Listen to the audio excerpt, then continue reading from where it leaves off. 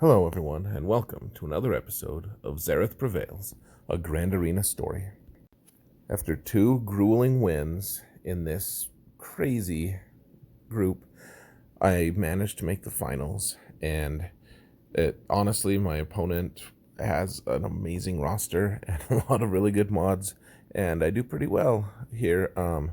There's a lot of interesting things that happen. So before we talk about that, though, I did just want to discuss just a couple small things, the other things that are going on with my channel, with my so-called brand, etc. So first, I have a Discord channel now. Finally, I'm sharing it with Solo, who I've mentioned before. Please just check the video description.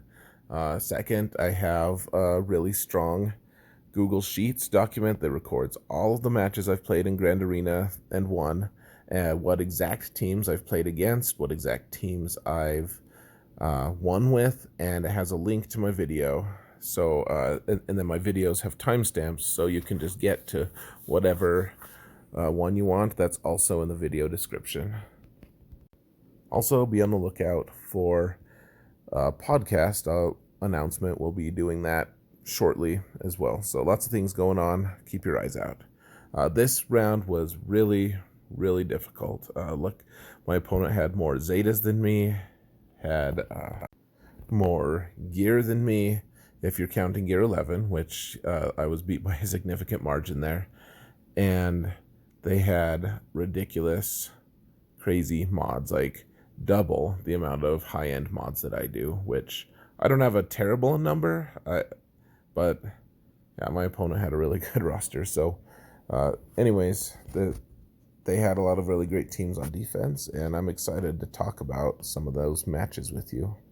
First, I want to say that I absolutely hate going into a matchup with worse mods than my opponent, which seems to be happening like every single match now that they've done something different with matchmaking. It's like all of my mods, which I've been pretty proud of, I feel like I do a pretty good job. I feel like all of my opponents have better mods than me, which means either my methodology is failing, which I kind of don't think that's the case, at least not yet, or people are spending money on the mods, which is great too. That's actually the right priority to have. So anyways, the first match was pretty obvious. I've talked about it at length. I think for right now, Padme is just going to be my Nightsisters counter. It's just really strong into Nightsisters. And honestly, I'm wondering if long-term, Padme is going to really mess with Nightsisters as a defensive team. On one hand, it's nice to be guaranteed that you have a guaranteed win against your opponent if you take Padme, and on the other hand, you have a guaranteed loss to your opponent if they have Padme, which at this level, at the 4.8, 4.9 million GP level, that's going to happen more often than not. And Padme actually just got announced this earlier today, I think, as of my recording, I should say. But every single person pretty soon is going to have a Padme team, and whether it's geared or not is another question. But if you have 4.9 million GP and you don't have a Padme team geared to some degree, I won't say super mean words to you, at least not in front of you, but honestly, you should probably get that looked at, because it's an amazing team, and even if you don't really want to fight Nightsisters with it, they can beat every single team in the game right now, and that includes Darth Revan. It's just not as dependable, and you really need to be able to match gear with Darth Revan with this team if you're going to beat them with any level of consistency. So, whereas the team's kind of like a desperation move against Darth Revan, it's nice. I mean, how many other teams are a desperation move, really? I mean, I could take bounty hunters and against Revan, and you could call it a desperation move, but what it is just folly. It's just foolish. So um, there's not many teams that can actually do any good against Darth Revan except Padme. Padme does great. So um, I anticipate that there's probably going to be some kind of a shift in the team. We're going to get some Clone Wars reworks, which means new Jedi, specifically Galactic Republic Jedi, which means we're going to end up potentially seeing a better Padme team. I don't know that for sure. C-3PO could go somewhere. Maybe General Kenobi. I don't really know. The other four seem pretty important, but the 3PO honestly does seem kind of built for that team too. So I'm not really sure. All right, so I've been using bounty hunters as my counter to Old Republic a lot, and this is kind of a different Old Republic team that had a Wampa in it, which I needed to take care of right away, because once the Wampa gets going, it can really be a mess.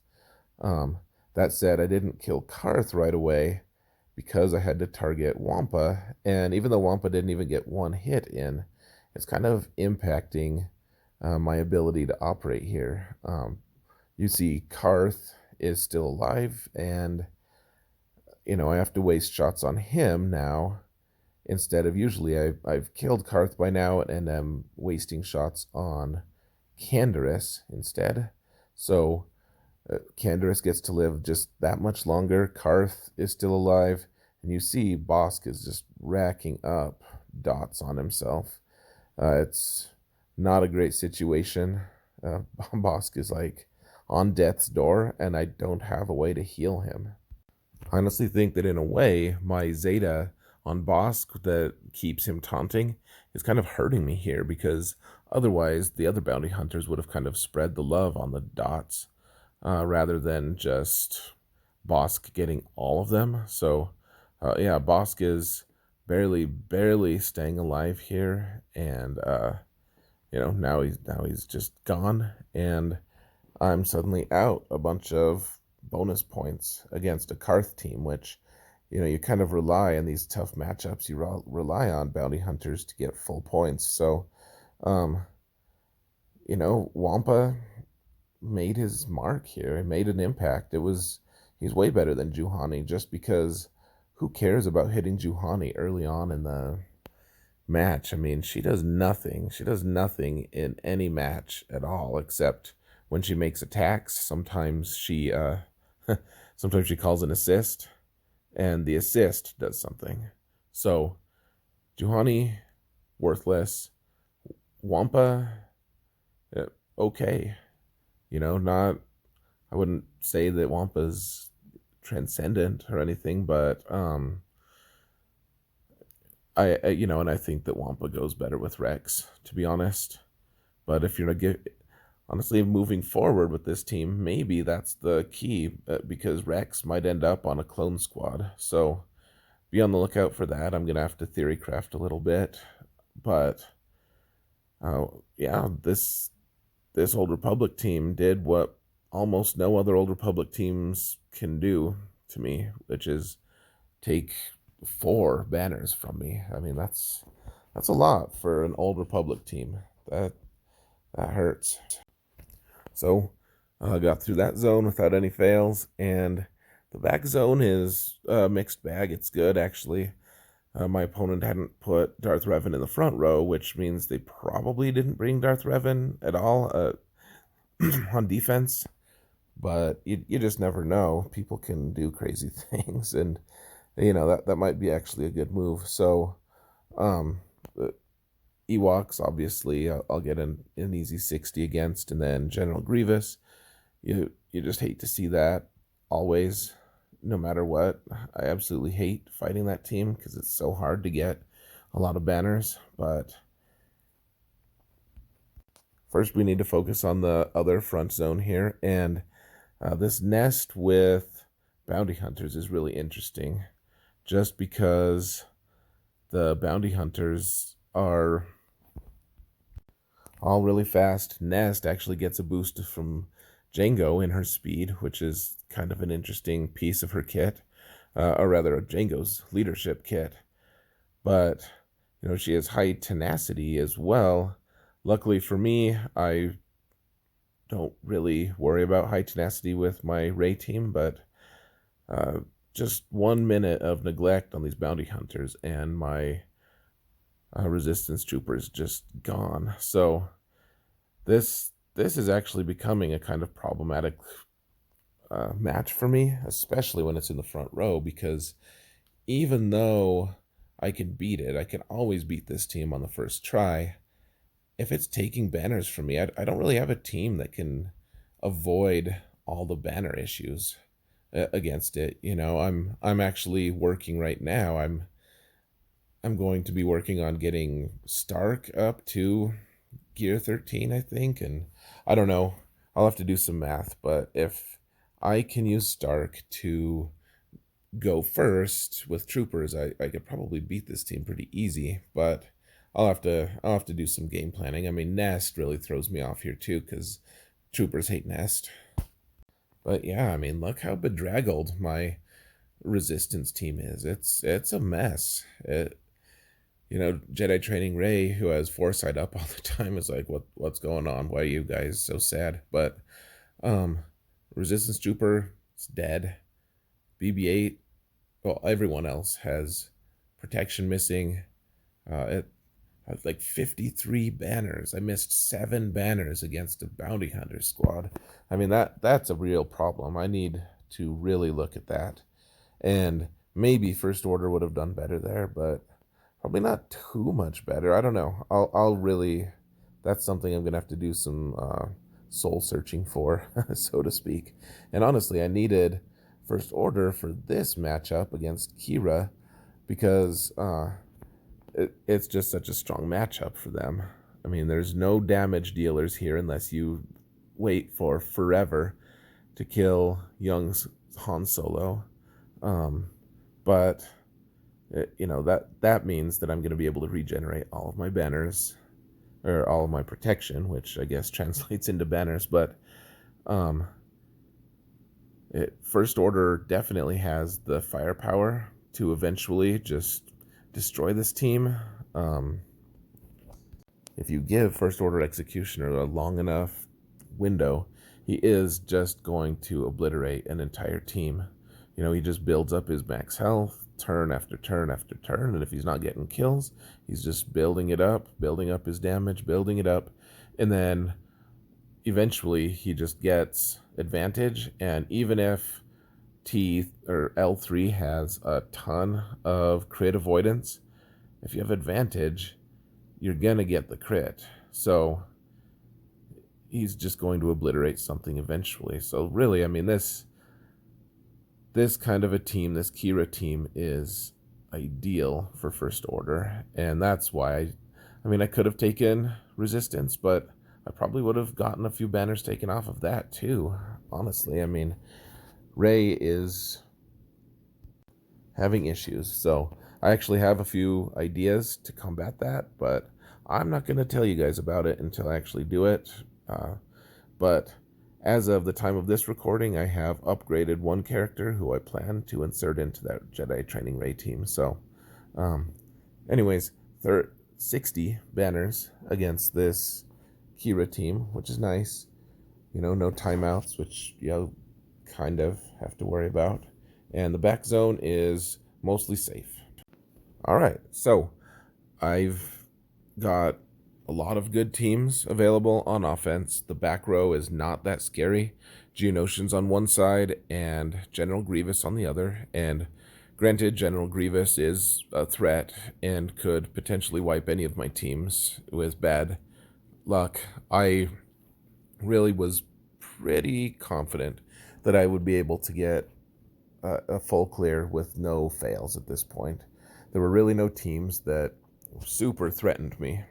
The key, of course, was to focus on maximizing my banners. After the absolute fiasco using Jedi Training Rey, I really had to maximize and get whatever I could, especially because my opponent really had saved a ton of teams for offense. So I really wasn't going to get much respite here. My opponent was probably just going to pummel me, but if I could get max banners for the rest of for the back row, I might be able to pull off something.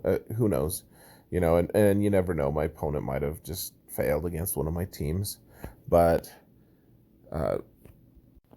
one thing that's interesting about this round, I think anyways, is in my last round, I tried a new thing.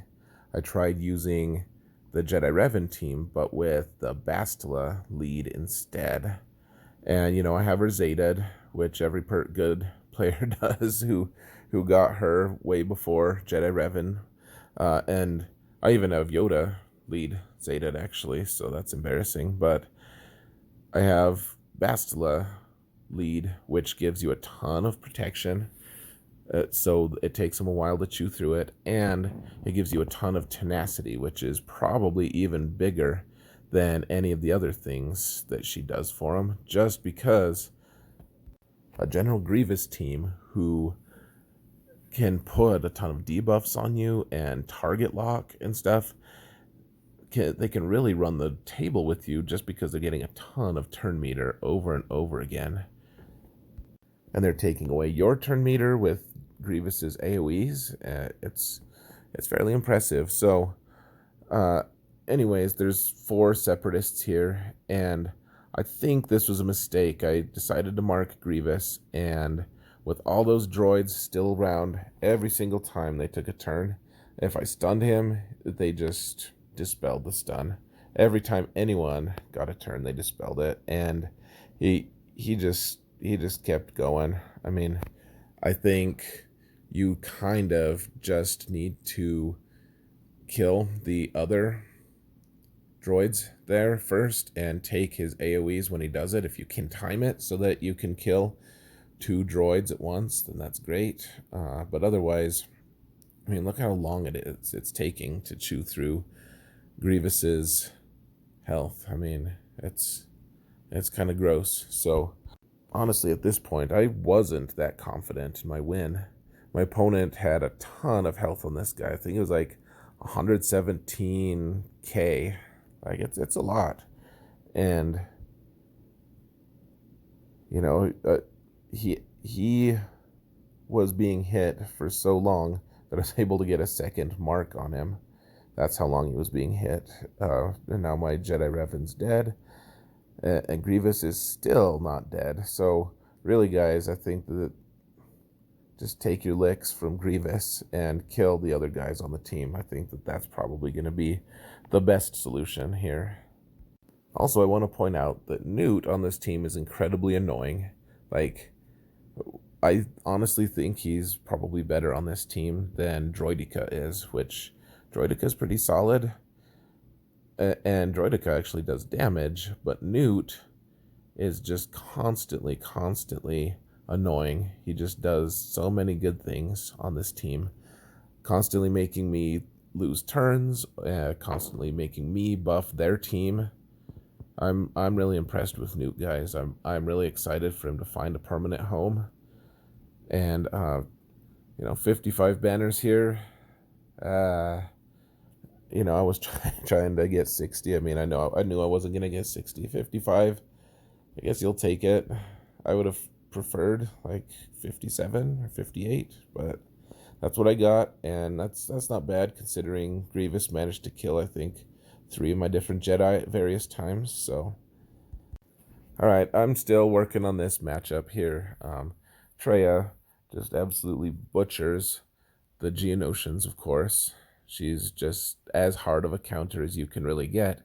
And I decided to just go with 3 members on the team this time, just because my opponent's team was clearly not fully geared. There were a couple gear 11s there. The rest were gear 12, but it really didn't seem that threatening. So I decided the triumvirate here alone is probably good enough, instead of adding another character and potentially having them get hit once or twice and then me not being able to regrow their protection. I just thought that this is probably the better situation, honestly.